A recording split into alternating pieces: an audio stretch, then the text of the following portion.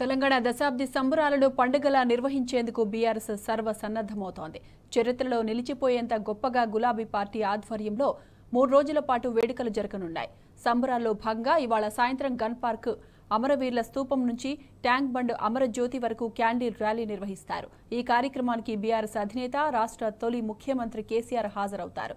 June 2న BRS కేంద్ర కార్యాలయం తెలంగాణ భవన్లో ఆవిర్భావ దినోత్సవ సంబరాన్ని అంబరాన్నంటనున్నాయి. ఉదయం 9:30 గంటలకు జాతీయ జెండాతో పాటు పార్టీ జెండాను బీఆర్ఎస్ అధినేత కేసీఆర్ ఆవిష్కరిస్తారు. ఆ తర్వాత గులాబీ శ్రేణులను ఉద్దేశించి కేసీఆర్ ప్రసంగించనున్నారు. జూన్ 3న జిల్లాలో పార్టీ జిల్లా అధ్యక్షుల ఆధ్వర్యంలో సమావేశాలు, పార్టీ జెండా ఆవిష్కరణ ఉంటాయి. అనంతరం పండ్ల పంపిణీ, ఆహార పంపిణీ వంటి సేవా కార్యక్రమాలు నిర్వహిస్తారు. ఈ నేపథ్యంలో దశాబ్ది వేడుకల కార్యక్రమాలను విజయవంతమయ్యేలా చూడాలని గులాబీ శ్రేణులకు బీఆర్ఎస్ వర్కింగ్ ప్రెసిడెంట్ కేటీఆర్ పిలుపునిచ్చారు. తెలంగాణ బిడ్డలంతా పాల్గొని ఈ దశాబ్ది ఉత్సవాలను విజయవంతం చేయాలని విజ్ఞప్తి చేశారు.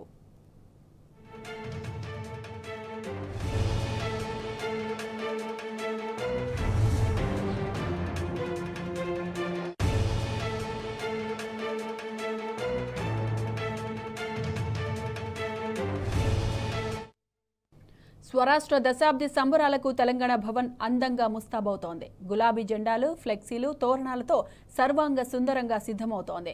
తెలంగాణ ఉద్యమ చరిత్రను తెలిపేలా ఏర్పాటు చేసిన ఫోటోలు ప్రత్యేక ఆకర్షణగా నిలవనున్నాయి. అటు తీవ్రమైన ఎండల నేపథ్యంలో భవన్ అంతా చలువ పందిళ్లు వేశారు. ఇక రంగురంగుల విద్యుత్ వెలుగులతో తెలంగాణ భవన్ దగదగ మెరిసిపోతోంది. జూన్ 2న భారీ స్థాయిలో తెలంగాణ భవన్లో వేడుకలు జరగనున్నాయి. పార్టీ అధినేత కేసీఆర్ సంబరాలకు హాజరు కానున్నారు. అటు గులాబీ శ్రేణులు పెద్ద సంఖ్యలో వేడుకలకు తరలి రానున్నారు.